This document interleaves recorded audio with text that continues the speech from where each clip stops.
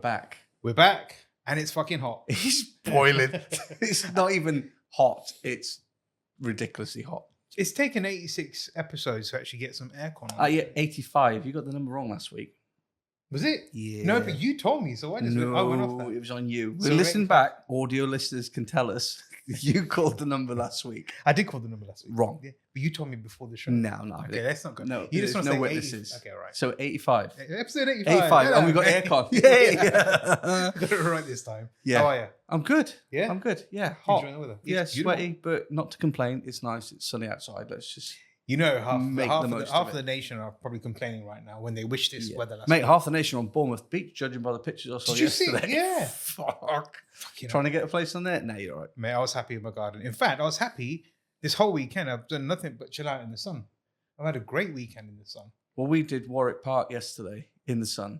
That was hot. That was busy. Yeah. Any shade? No. No. And then, well, there was shade when Jen had a go at me for not wanting to go on a pedalo. She threw a lot of shade my way and shamed me into doing it. So then we spent an hour on the pedalos on the river Did in you the too? heat. And the kids? Or? And we had JB and Naomi as well. Of course. Yeah. Of course. So JB and I were tasked with pedaling whilst shit. the ladies and the kids chilled out and dipped their feet in the river, and So you just became like I was their bitches. bitch. Yeah. Yeah. You're the bitch. Yeah. It's okay. It's Yeah. all right. It's for the family. Yeah, You're it's all allowed to good. be the bitch. It's all It's good. all good. Yeah. We got a guy in. We today. have another guest. Yeah, another one. Hey. This is getting common. It is. I like it. I like it. Pete, buddy, welcome. Hello. Nice. Thanks for coming in today. Pleasure. It's been hot. It has been. Yeah, it has been. And also, I want to say thanks. I had a Saturday at Party's house. Nice. So Party did an amazing housewarming, which was absolutely beautiful. Thanks for the invite, man. It was great.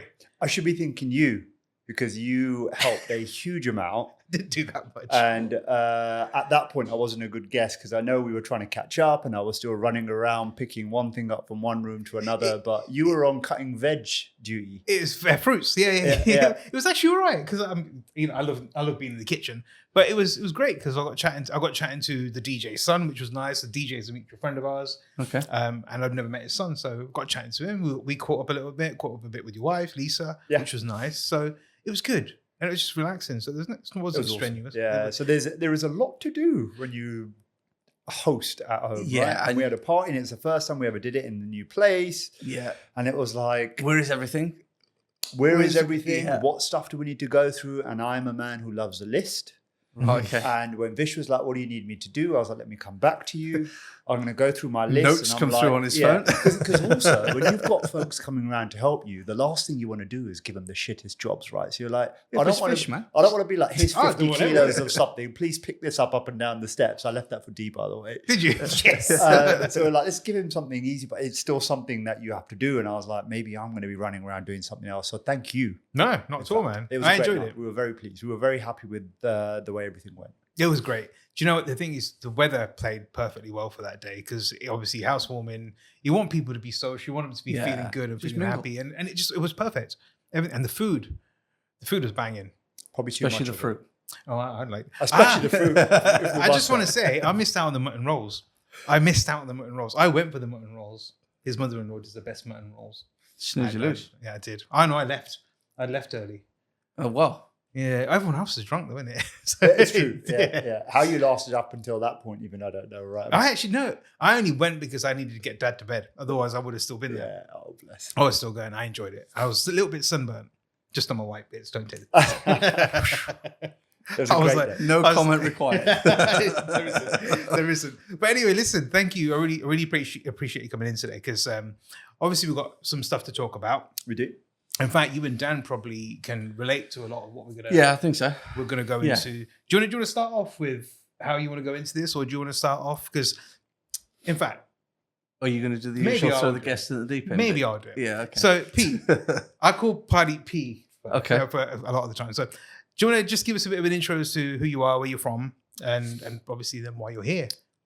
Sure. Okay. So a little bit about me. Born and raised in West London. A place called Southall. Many would argue it's Greater London, kind of like Little India. Yeah. And Lisa's my wife. We got together in 2013.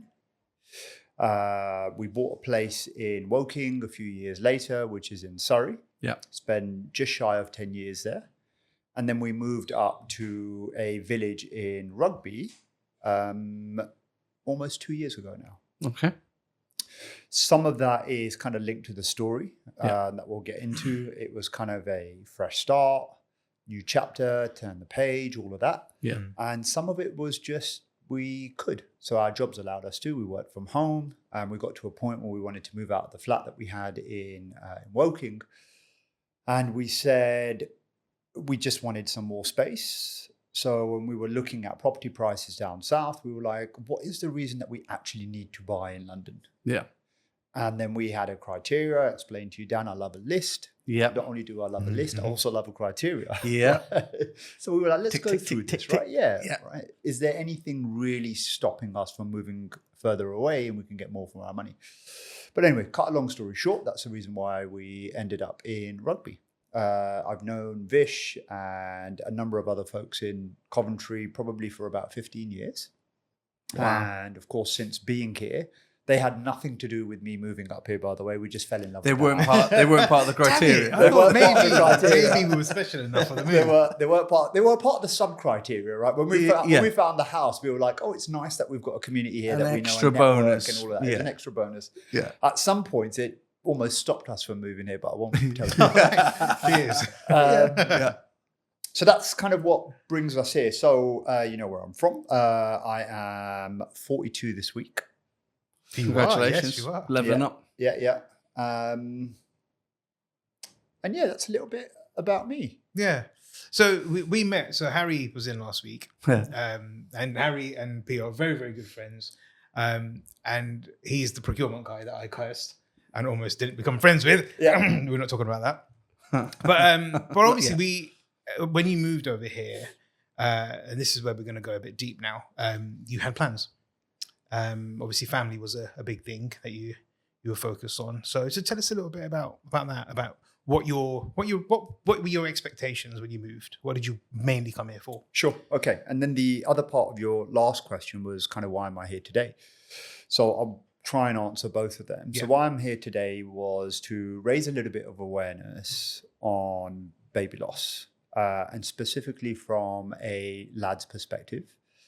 Lisa and I have suffered 2 baby losses, 2 stillbirths over the last 2 years. As you rightly say, Vish, one of the reasons why we moved here, one of the reasons why we wanted to move into a house was because Lisa was pregnant at the time and we needed more space. And as a part of kind of turning a new leaf, a new chapter, a new page, we wanted some more space to start our family. One of the things that I learned when we went through our first baby loss, which was in 2024 with Aryan, we had a very short period of time to try and almost get our shit together, right? So kind of fast forward the story a little bit, but when Lisa had felt the movement stop was on a Friday, went into hospital, we had all of the scans done. Maybe I'll go into a little bit more detail a bit later, but from that point, we had up until the Monday to come in and for Lisa to go through delivery. Now, that point between kind of Saturday and Monday morning was one of the most strangest periods that I've ever been through in my life. But at that point, I was looking for stuff like this. Yeah. Right? Like, how much information is there out there? I don't know what to do. Yeah. I felt super lonely. All I knew was I had to get my shit together, because if I'm feeling like this, look at my poor wife over there. What has she got to go through in about 48 hours time? And, you know, we talk about the society that we live in at the moment, the social norms, what a guy is expected to do, et cetera, et cetera. For me, it was none of that. It was just trying to be a good human being and look out for the person that's on your left or right. Might be your wife, it might be a pal, it might be anything else. And for me, it wasn't about me, right? So I had to find the strength, but I was looking for stuff like this. What content was out there that might be able to give me a little bit of an idea of what I was going into? On the Friday, they basically said to Lisa, here's a couple of pills, take this. And I'm not going to go into the medical side of it, but it's going to help get things ready for delivery, right? And forgive me for you guys, but also for your listeners, of being a little bit kind of blunt with some of the terminology, right? But we were going into hospital on Monday morning for Lisa to deliver a dead baby. Yeah. Right. Like, you just trying to process that was what we were trying to do on the weekend. Yeah. And we stayed in our little bubble in the flat. We were like, I don't want to see no one. I don't want to speak to anyone. Yeah. But I needed some form of content to be able to understand. So I'm Googling it like mad. I was doing this quietly as well, right? I was like, maybe I can be the one that just gets things ready. Yeah. Right. For that Monday morning. Yeah. So that's what I was trying to do. And there just wasn't enough information out there. Right. So how do you prepare for something like that for the first time? Yeah. Unfortunately, we went through it the second time. We were a little bit more well prepared, if you like. The weirdest thing to say, right? Yeah. But we knew what we had to expect. But just to go back to it, Vish, I am here today to try and help somebody who might be in that scenario, and they will be. Yeah. Right. There's up to almost 3,000, 2,500 to 3,000 stillborns in the UK every single year. That's somewhere up to 8 every day. Yeah. Every single day, there is up to 8 families that are going through that every single day. Yeah. So I'm here, mate, just to give a little bit, to be like, maybe there might be somebody that's going through it, and they stumble upon this podcast and realize that they're not alone. Yeah. Yeah.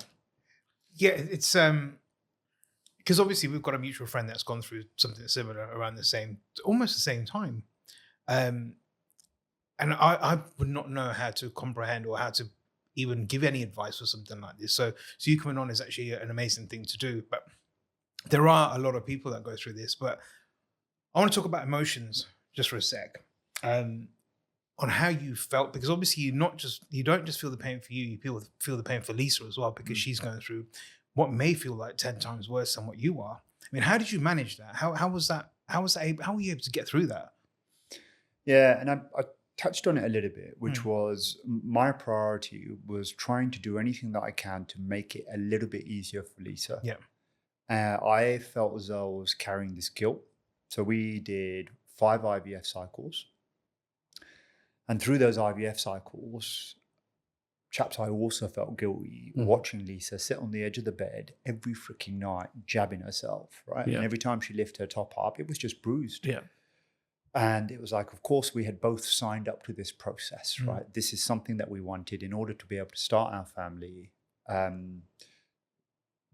But I just felt guilty because I was sitting there totally fine, just watching, right? Yeah. But every time I watched, I was like, shit, man. You know, so I had that. And then we found out the news, right? And I think I was numb, Vish. Yeah. I think that's the only way I could describe it to you. I was numb. And then I went into this kind of busy planning mode. Whether I did that by default or whether I don't think I was conscious enough to be like, hey, stay busy and I think you'll feel a little bit better.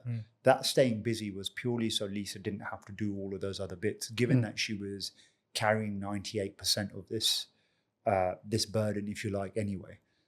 So my emotions started off as being purely numb. There was anger. There was definitely anger there. I remember saying to myself, quietly in my prayers, like, what is it that I've done to deserve this, right? It's like, wow, like I try and get up every day and try and do the right thing. Not just for myself, but people around me. It's like, geez, man, life and the universe or whatever it is that you might believe in is a very complicated thing, right? We just don't understand why these things tend to happen. And then it happened twice for us. So, and a lot of those emotions were there the second time as well, right? Understandably, yeah. That numbness, the anger, the emptiness, the loneliness. Yeah. More so the first time than the second time, for sure. There was something about the first time that we just didn't want anyone to be around us. Yeah. Just didn't want anyone to be around us. And I'm sure there are probably a lot of other emotions that I'm missing. I've never done this before, by the way. Yeah. I've never sat there and told our story the way I'm telling it to you guys today. And that's kind of 2 years on. Yeah. Of course, people have asked the question and things have come up. I've just found a way of like touching it, deflecting it a little bit, finding a way of doing it. Yeah. Of course, you've got to face it to an extent, right? 1 minute Lisa's pregnant, the next minute she's not, and you don't have a baby. You've got to explain that. Yeah. But never to this extent. Got it. Yeah. And I think it's twofold, right? One is I'm quite a private person. So I'm not looking to pick up the phone and kind of share the story. And I think on the other side, people are really nervous to ask unless because a lot of people within your circle haven't been through it and don't understand it. Yeah. And even those that have, we know of one in particular, was incredibly helpful. But still everyone's incredibly cautious. Yeah. Right? And Vish, I could say to you, you're only asking me these questions because you're in that seat. Yeah. Absolutely. As a host, yeah. Right? Absolutely. So I'm kind of sharing that just as a bit of a get me out of jail card, right? Because it's a really intense topic. Of course. But some of it I might not have the language to share with you as much as I might hope to. Sure. Because I've not done it before. Yeah. And I get that entirely because we have had conversations. So the first time I came to your house, we had conversations. But again, it wasn't in depth because I also need to understand I have boundaries that I can't cross. And I respect however much you want to tell me without keep pushing your buttons and say, tell me more. You know, the whole idea of this platform is to be able to help others understand what people go through and that there is support available and that there are things that everyone goes through and no one is alone like you felt. Now, to go on the support aspect of things on as you were going through this, you said you were feeling lonely. Did you feel you could reach out to anyone, friends, and you just chose that you wanted to deal with it yourself? Or did you just feel like that's it? It's just me and Lisa can deal with this. How did you feel with that? Yeah, support's a really good question. So when we lost Ari, privacy was the biggest thing for us. Now, of course, we didn't go into this knowing what support was available either, right? Like it's just not one of those things you look into, right? What we learned through the process is there is a lot of support out there, namely through charities that are doing fantastic work. But it does take something, right? You've got to pick up the phone. They're there. Nobody's going to kind of ram it down your throat. Yeah. And I didn't leverage most of them at all. I'll tell you the bit of support that I did. So today I'm not here really to talk about the NHS specifically, right? I can kind of say on one hand, they did some incredible things, right? The midwives that we worked through, the human beings that they were just untouchable, right? They were just amazing. And then on the other side, I've got some really negative things to say about the NHS and the processes and, you know. But what I would say is the bereavement midwives that we had were absolutely incredible. And the amount of support that we got from them, just through conversations, they also came to our house. They put us in touch with some counsellors, again, through the NHS, which was incredibly helpful. And I'll share with you that piece, right? So I was off from work with Ari for 2 years. 2 weeks. I'm self-employed. Yeah. So kind of every day counts type thing, right? So I took 2 weeks off. And Lisa was able to, she's permanent and employed, and she was able to take, we didn't know this at the time, but you can take maternity leave in the UK. Yeah. Right? It's still called maternity leave because there isn't a name for it. But for Ari, she really needed a big push to take the full entitlement. And she kept counting in weeks, right? Let me see how the first couple of weeks go, then I'll do another couple of weeks. But anyway, through the NHS, don't know if things have changed at the moment, so I suggest anyone listening to this or looking at it to go away and just do their own research. But at the time, we understood that Lisa could get some counselling. I couldn't get it as a guy, but I could sit in her sessions with her. So this lady would come to the house. She was fantastic. I think we had it to begin with a couple of times a week. And Lisa and I would both sit there and we would have a conversation. Started off a little bit awkward, to be honest with you. And I remember Lisa and I reflecting after the first session, and we were like, how do you think that went? And I think it did a couple of things for us, right? Just to kind of stay on the point around support. If I had to describe one really key and important takeaway for me, it very quickly gave me the skills to be able to deal with how I react better than anything else I've ever considered, right? And it's because it's one of those things, you don't go and read up about it unless you've had some form of trauma, you've gone through it. But this was somebody who was a professional, they knew what they were talking about, and they had the right words and language to say to you, look out for this, look out for this, look out for this. Because I kept sitting there thinking, I think I'm okay, right? And I felt like there was something weird about that too. I described earlier on that I felt like I was a little bit numb. Yeah. I'd probably go like very quietly in my mind. I was thinking, is there something wrong with me? Why am I not reacting to anything? Yeah. Why am I not bawling my eyes out? Why am I not doing all of these things that, like, is there something wrong with me? Yeah. Right? Why am I so cold? And I didn't have the answers, but I also didn't have the ability to openly say that because I was worried that the answer might be, yeah, there is. Right? Yeah, there is. Right? You go and speak to 10 people, or every one of those dads will tell you that they were bawling their eyes out and they were in bits. I was like, shit, what was wrong? What is wrong with me? Why didn't I go through that? Anyway, when I spoke to the counselor and she was kind of talking us through it, she helped me overcome so many of those thoughts that I had in my mind. And you speak to the bereavement midwives, they will take you through, because remember, unfortunately for them, it's the nature of their role, right? They see hundreds and hundreds and hundreds of cases, and we just don't have a sample to be able to pick from, right? Like I use a reference point to say, go and ask 10 dads. I don't know 10 dads that I could ask. Yeah. And there's a very good chance that they wouldn't all say the same thing, right? But the bereavement midwives would be able to turn around and say to you, you'd be very surprised. In this same room, in this same suite, all of the different reactions and emotions that we see, there is no one way of doing it. And just before we kind of move on from the topic of support for me, there was one thing that allowed me to be able to go back to work and keep my shit together. And, you know, I talked about techniques that she gave me. She said, look, you aren't going to know if you being this chilled or numb or calm about it is the way you're going to remain, right? Yeah. Grief is one of these things. There isn't a textbook on it. I can't say to you what you're feeling is totally normal. It might be in 6 months' time, you're sitting in a meeting room at work and you collapse. She's like, I can't tell you what the timeline and the transition point is going to be. What I can tell you is things to look out for. If you're at work, firstly, if you think you're ready to go back in 2 weeks, that's up to you, Polly. Then she looked at Lisa and she was like, you'd be crazy. Don't even think about it. Yeah. Right. Yeah.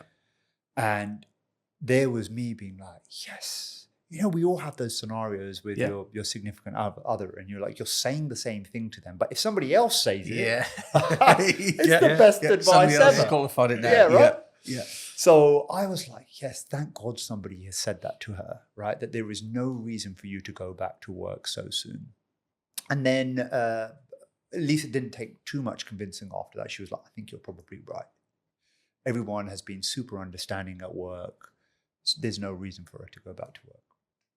So back to this point around the different techniques, right? If you're ready to go back in 2 weeks, go for it. Let me give you a few things to think about when you're at work. And that will be your sign to be like, shit, maybe I went back too soon. Yeah. Right. And that's also okay, right? If you log in on your first couple of days, and you're like, shit, you know, this just doesn't feel right. Just log off. Yeah. Right? Call it a day. And work were amazing. I knew I was able to do that just with the environment that I was in, right? Everyone was super supportive. She said to me, what's your reactions if you're in meetings and you think that you're getting maybe a little bit frustrated on something, that your fuse is a lot shorter than it might be, you're getting agitated, there's a lot more frustration. She was like, that is a sign that you're not ready to be there, right? Yeah. And if you don't nip that in the bud and watch yourself, that's going to explode. Then you're going to have one of those scenarios in a meeting room where you freak out, right? Yeah. It might just be that you start crying, or it might be you pick up a stool and slam it through the window. Yeah. Right? Don't let yourself get to that scenario. So just keep watching yourself. And I thought that was one of the best pieces of advice. It sounds so simple, right? Yeah. But when you have a professional that articulates it in that way, directly for what the trauma that you're going through, it just connects in a different way. Yeah. And I've been able to use that bit of advice, not just for me returning back to work, am I okay or not? But I think it's a really good, healthy thing to do, right? Yeah.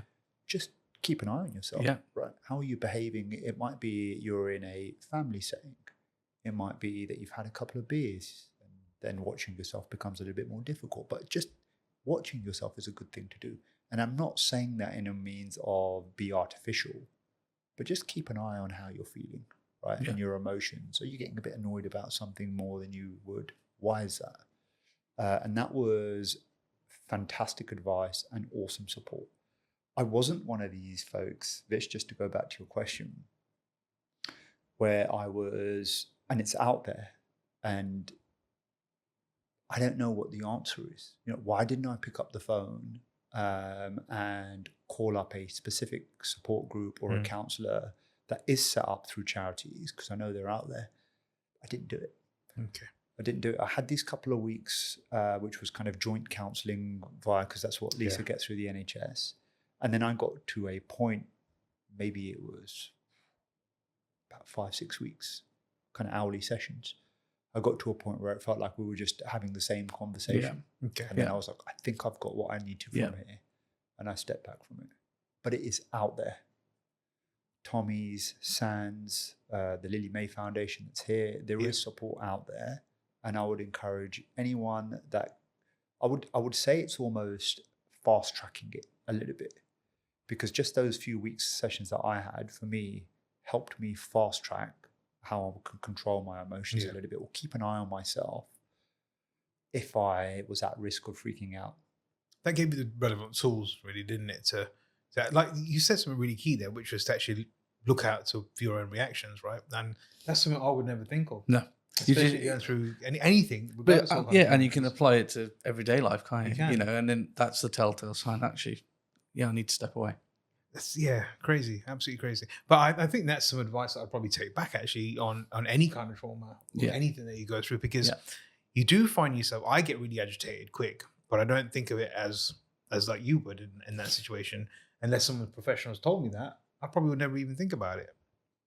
Not even in the slightest. I just get angry and think, right, I'm you did it with an idiot. Pissed off. Yeah. Right? Yeah. I was the same as you, Paddy. Jen and I got married in 2015. She became pregnant in 2016. And we found out we were having twins.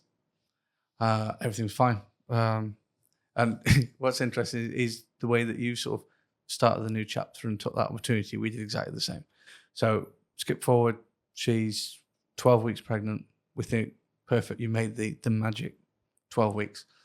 We're out, and she doubled over in pain. Took her straight to hospital. And they said, we think you're having a miscarriage. So everything just crashed, didn't know what to do. Shit, what do we? And then, but we think it's just one. The other twin is still okay. And we're like, so then we come over from hospital, and you kind of like, you don't know where your head is, because on one hand, you've lost a baby. And on the other hand, you're thinking, I'm hanging on to the last possible grain of sand here that number 2 is going to be okay. And that's how it was for another 2 weeks. And then went back to hospital, and they just said that number 2 had sadly passed away as well. But she was again at that point where she had to take some pills and go home and wait for the inevitable to happen. But I did the same as you.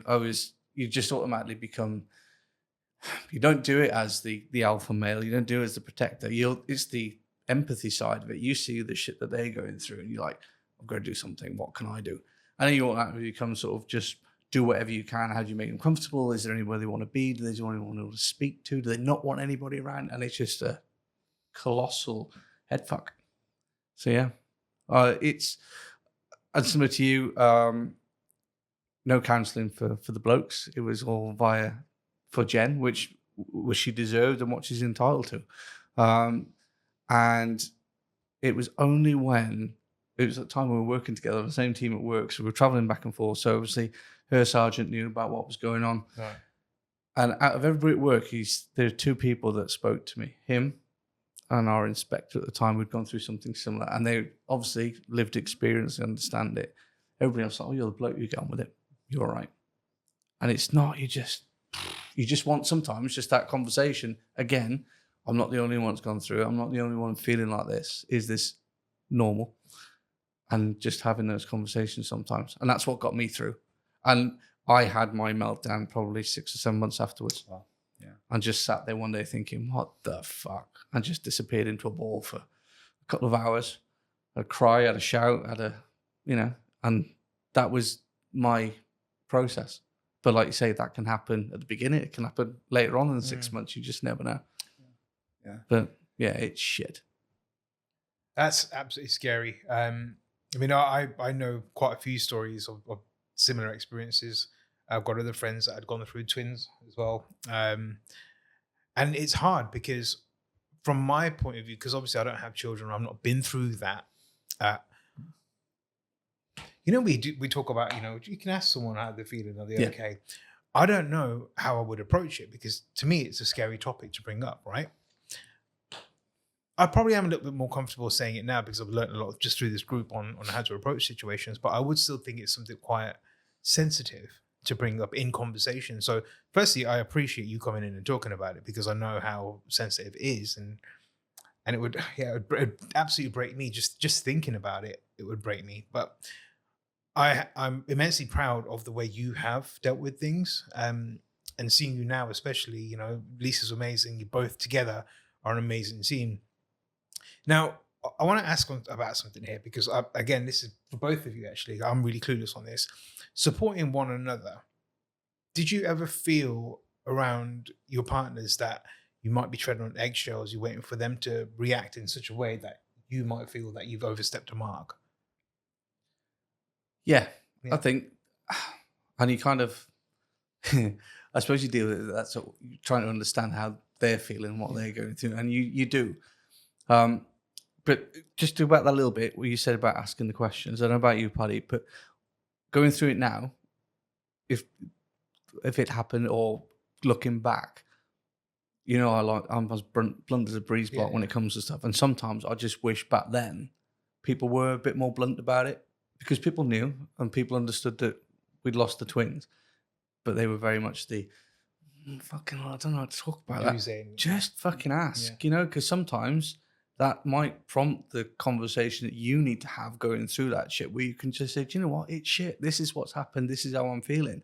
But the fact that you'll come to me sort of caging on edge, I'm like, I don't know if I want to talk to you because my shield is up as well now because you're clearly not comfortable talking about it. Yeah. I don't know if you're ready to have this conversation because it's a heavy conversation. But sometimes just rip the plaster off and just say, look, mate. Are you okay? This is shit. Yeah. What's gone on? And just come out with it. That's how I am. And that's different for everybody. But I think so. Would you be the same? So this is when it happened. How did we kind of communicate it? So this was one thing that we definitely talked about. We were like, how do we play this now, right? Of course, one day you're pregnant, the next day you're not. There's going to be some people that we see infrequently, but perhaps the last time they saw you, you were out here. Yeah. And a few months down the line, they were going to expect a little one to be running around somewhere, and that's not quite happened. The next maybe family function, we see them at, right? So we're like, we're going to have to find a way of addressing this head on unless we're comfortable with this coming up for the next probably 12 months. And we're thinking about 12 months, we would have covered everybody. Right? Yeah. Yeah.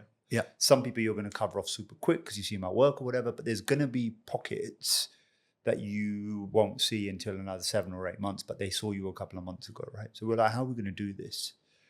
And we were like, let's do the direct stuff first. Immediate family, that was not an easy one to deal with for us because my parents at the time, with Ari particularly, had just gone to India. And of course, when they had left, they were going for about 4 or 5 weeks. When they had just left, everything was totally fine. A couple of days into their trip, the movements had stopped, rushed into hospital. And 2 days after that, Lisa had to go into delivery. Now, that weekend I was telling you about, between the Friday and the Monday, I called my sister and I said, this is what's happening. She was incredibly supportive. And I said, I cannot take it upon myself to call mum and dad. Yeah. I just can't, right? Yeah. They've been through so much themselves in life, and their grandchild was going to just change their life for them, right? They're kind of at that point in their life. It was just something that they needed, right? They needed some happiness to come into their life and just yearning for it. Right. They're just yearning for it. But I just can't do it. There was a part of me that felt very selfish about it, right? Which was, I just don't care what anybody else thinks. I have to be there for my wife. I've got no idea what I'm going into in 2 days' time. Yeah. We need to get through that, right? And I knew, and bless them, mum and dad, right? They just don't have it in them to say the things that we might need them to say, right? And I didn't need more of that. Yeah. Right.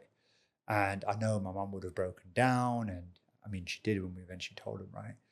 And I just didn't need that. I felt like, in the weirdest way, my cup was full. Yeah, I'm spilling enough plates at the minute. I just couldn't deal with it. Yeah. And if there was anything, I was talking about this kind of composure that I had, this numbness, all of that kind of, I'm just grouping it in one bucket as this cold individual that had to just focus on the task at hand. Yeah. I knew if I spoke to mum or dad, that was going to shatter, right? And I was like, I don't think I'm going to be able to do what I'm meant to be doing on Monday morning. Yeah. So I said to my sister, can you tell him, right? And can you also tell him, please don't call me. I know they're going to be thinking about me. I know their heart's in the right place. I just don't know if I can deal with it. Yeah. Right? So it's kind of in the weirdest way how we dealt with some of the immediate family stuff. And then I said to my sister, can you please carry that for me, right? You let the people know that we need to do it. And the first time we were just in this little bubble and we wanted to stay there. We handled it very differently the second time, which was, and this is also not like me, I'm not really a social media type of guy. Nothing right or wrong with it. It's just not me. I'm just a bit more private than that. Lisa and I talked about it, given that we had gone through it the year prior. We said this time, should we just put an Instagram post on? And that's what we did. Yeah. And we just put it out there, and we were like, it's eventually going to get to everyone. Both the first and second time, I wrote an email at work, and everyone, because I was super excited, weeks, you couldn't have a conversation with me where I wasn't talking about my pregnant wife. Yeah. Sometimes it was in jest, sometimes it was, but I was always referring to it. Yeah. There were some people at work that knew, because both were full term. Some thought that I was on my paternity leave. Right. So they were like, oh, Party's off for a couple of weeks. It must be that baby must have arrived. Yeah, exactly. Yeah. So I had to send the email out. And for me, I think it was the best way of handling it. So I didn't have a scenario. I didn't have a single scenario where somebody had said to me, oh, the baby must be 3 months by now. Or I didn't have a single scenario of that. Yeah. And I'm glad, because for me, that would have been really awkward. I think I would have handled the conversation, but I really didn't want to be in those scenarios. Yeah. So I think that's the how did we communicate piece. And I think, Vish, the second part of your question, mate, was Lisa and I talking. Yeah. Right? Like, how did we kind of deal with that? Dan, why don't you go first, mate? How did you guys talk about it? I think we both wanted to say stuff. And I think we both knew that stuff had to be said. It was just finding that time to have that conversation. And we very much navigated around it for a couple of weeks. All the emotions, everything else that were there. And I think, we just got to a point like, we need to have this conversation, because I think if we don't, this is going to just drag on, and it's just not going to do either of us the world of good. So yeah, lots of tears, lots of upset. But again, we just got to the point. It was like, this has happened for a reason. We don't know what that reason is. This is why it's happened. We just have to work with the deck hands that you get dealt. And yeah, it was friends of ours that had come around to see us after it happened and sort of prompted that conversation a bit more, because they sort of asked a few bits that, like you say, you try to avoid. You don't want to sort of get in those conversations. And I think from there, the conversation went on. But yeah, it is, you're constantly mindful of upsetting your partner because they're going through it. And like you say, you feel they're going through 98% of it because they've been carrying the child and everything else. And you feel like, oh shit, what do I do? How can I possibly put myself in their shoes? And again, it comes back to my supervisor where he's like, how are you feeling? And it was those sort of conversations that made us sit down and have that, rather than be worried about. I don't think you could possibly get any more upset than you are at that point anyway. Okay. So it's kind of like, we need to have this conversation. Yeah. But it is very much become protective. And you're also protective of how you're feeling as well, because I think you don't want them to see how bad you are. Because like you say, if they pick up on how poorly you're feeling about it, it's just going to make them go dip as well. Yeah. I did, Dan, found it very powerful when somebody asked me about how I was feeling. And because I guess the whole world knows that a female is carrying so much of the burden, the trauma that goes with it. And it's often neglected, right, on how the guy is feeling. One of the reasons that I'm here today, right, is just to raise a bit more awareness on it. But that statement, one of my closest friends in London said this to me when I lost my brother in 2020, and she were at the funeral. And again, I was trying to do everything, right? I was the youngest of 3 siblings, and I was trying to do everything in the house, preparation, dealing with everything, the hospital, blah, blah, blah. And I was living in Woking, and the family house is in Southall. It's about an hour drive. Yeah. And I would drive there every evening after work, stay for 4 or 5 hours, and then go back home. And I was doing that every single day. And you kind of touched on this, Fish, a little bit, which was, sometimes people don't know what to say. And if there's one piece of advice I can give to your listeners here as well, is to really check on the guy and remind him, because somebody did to me, not about this particular scenario, but when I lost my brother, and he said to me, if you don't look out for yourself, everything that you're trying to do for everyone around you, you won't be able to do it, and you won't be able to perform it. Yeah. Right. So don't neglect how you feel, because if that's what you want to do, right, and the way you're wired is to look out for the person next to you, fantastic. But you're not going to be able to even accomplish that task unless you take care of yourself first. Yeah. And somebody said that to me, and I have never forgotten it. And the same thing applied here to me, right? And my friends would say the same thing. But how are you feeling? Right? We know what Lisa's going through, but how are you feeling? Yeah. Right? And that really went a long way for me. Yeah. It really, really did. And it didn't mean that I all of a sudden would be like, I want all the attention on myself. It just reminded me that I need to be okay if I'm really going to be of any value to Lisa to help her get through this. And I think for me, Dan, it was very similar to yourself, right? We kind of dodged the whole conversation piece. Yeah. Until we realized we really have to talk about it. The stuff that we had to talk about, I'm not sure how it was for you, mate, but for us, we had the very obvious, how are you feeling, right? Yeah. Since everything has happened, are you doing okay? Is there anything you need? Like, how are you feeling, right?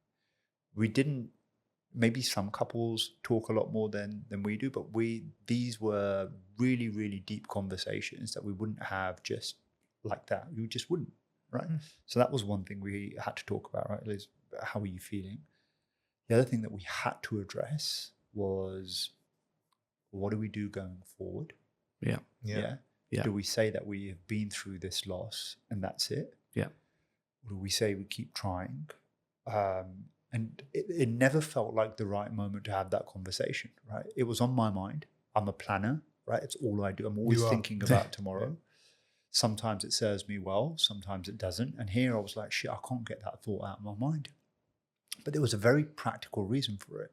I told you we went through IVF. we had one embryo left. One really good, healthy embryo left.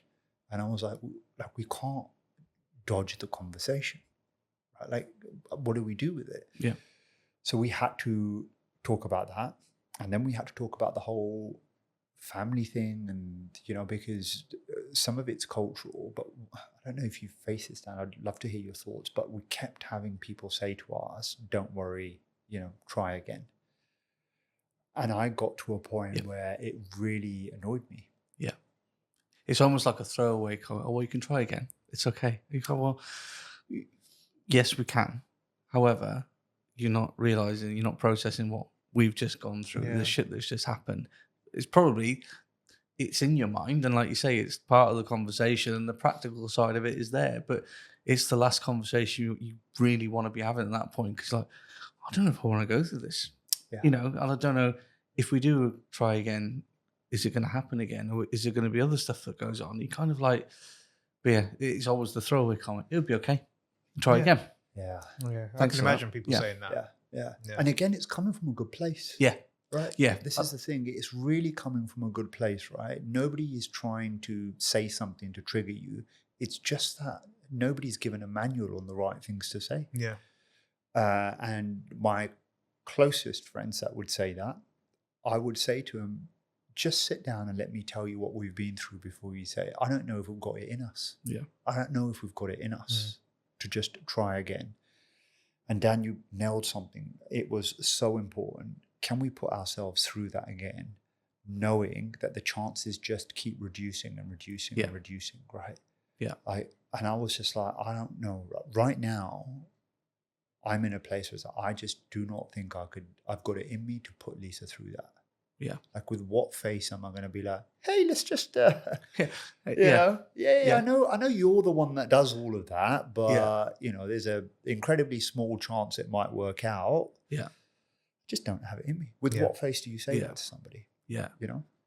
Yeah. And I think you go through that, you're pregnant and everything's going well, you're progressing, and you start planning for things. You're thinking, right, well, baby stuff, nursery, this is what I'm going to get. And you have that image in your head, and all of a sudden it's gone, and you're kind of like, because it's a massive thing, isn't it? What do I do now? You get ahead of yourself, you get carried away. It's natural, but everybody does it. It's excitement, isn't it? But then that comes crashing down, and you're kind of like, okay, what do I do now? Yeah. Or what do we do now? It's crazy, absolutely crazy. But we are running out of time, which I don't want to stop talking right now. But I wanted to ask you something else, because we're going to Snowdon next week. We are. But you're also raising money, aren't you? Yeah. For Lily May Foundation. Yeah. And you're doing phenomenally well. Doing really, really well. Now, obviously that charity is really, really dear to you. They helped throughout this whole through the bereavements. Was it both of them, or just the one? They did help, mainly for the one up here, for our second one. Yep. Because it's just the area that they cover. Yep. And I would encourage all of your listeners to look them up, the Lily May Foundation. They have their own story. And if you can spare some change, do help out. We realized in both of our baby losses, there's only so much that the NHS can do. Yeah. And the bereavement suites that we were in with both of them, they try to make it as comfortable as possible, but the NHS provide the medical equipment, everything else in that room. And I'm talking about the fan, coffee, all of that is all provided by charities. Yeah. Like the Lily May Foundation. And the memory boxes that we got, they go a very, very long way. Great. That's really, really good. We'll put the links like we did last time. Just going to say. Underneath and in the write-up so people can find it, because it is important. And like I say, I did a bit, I've raised a bit of money for SANS after we lost ours and things. So yeah, they do need as much help as possible, because there are so many people that go through it. And like you say, at the time, you're the only person going through it. You don't understand it. But when you go away and look at it, you understand how many people must be feeling like this every day. Thanks, buddy. Thank you so much for coming in. We do have a bit of a thing called the Love Plums and the... I'm just completely lost today, because I'm kind of feeling a bit of Feeling a bit emotional. Yeah, a little bit actually. A little bit. It's kind of like I'm never this quiet. It's kind of got me. But yeah, we have love spuds and love plums. Do you know anything about this? I don't know. You can explain that. So we came up with this. What grips your shit this week is a love spud. If something's been very positive this week, it's a love plums. Now, we've had occasions where spuds have become plums and plums have become spuds. Yeah. So if you've got something that you want to get off your chest, if it's pissed you off, or you want to celebrate something, now's your 30 seconds. That's pretty good, yeah. Something that I want to celebrate, and it's only a Tuesday. Yeah. Bank holiday weekend, long time. Is definitely being here today. Not because I'm with you two, as much as I love you, but I think it's the topic. It's the ability to be able to kind of talk through it. I wasn't sure if I was going to be able to do it or not. When I'll listen this back, I'll realize I probably didn't do it very well at all. But it's also a bit of a tribute to our loss for both of our babies. Just a bit of remembrance, man. I'm just proud that I've been able to get through it and not collapse. And, you know. Well, you've done phenomenally well, mate. Yeah. You've spoken very well today about it. Thank you, man. And yeah, I know it's not easy. And I still get worked up when I talk about it now. But that's why my tattoo on the wrist, that's mine, is R2. The balloons carrying with me all the time. Yes. But yeah, no, it'll come across very well and 100%. just helps somebody. And I think it will. 100% will. What about you? What you got? Aside from the weather. Is that a plum or a spud? Mate, yesterday. So this will come out on Thursday. On Bank Holiday Monday, we went to Warwick. Yes. Took the van for its first trip out. Oh, you the van. Did I tell you I got a van? Never knew about this. Roasting hot. Like really hot. Everywhere was rammed. Managed to get the van in. Then everybody around was starting to get narky because they couldn't get parking spaces. The temperature started to get a bit frayed. We were all right. We were set up. We had everything sorted. Cold drinks in the fridge of the van. Of course. Job done. Yeah. And then so we go for a walk around the food festival. Didn't buy anything because it was expensive. Yep. Got the kids some ice creams. Just thinking we go back to the van now and chill out. And then Jen decides she wants to go on the pedalos on Warwick River. And it is 32 degrees. JB was with us. So him and I were pedaling like the bitches. And the ladies were sat at the back dangling their feet over into the water. So, they knew what they were doing. Yeah. They knew what, they as much as I like the heat, mate, fuck the hot weather. See, I'm going to spin that around, Go actually. On. I'm going to say the weather's a plum.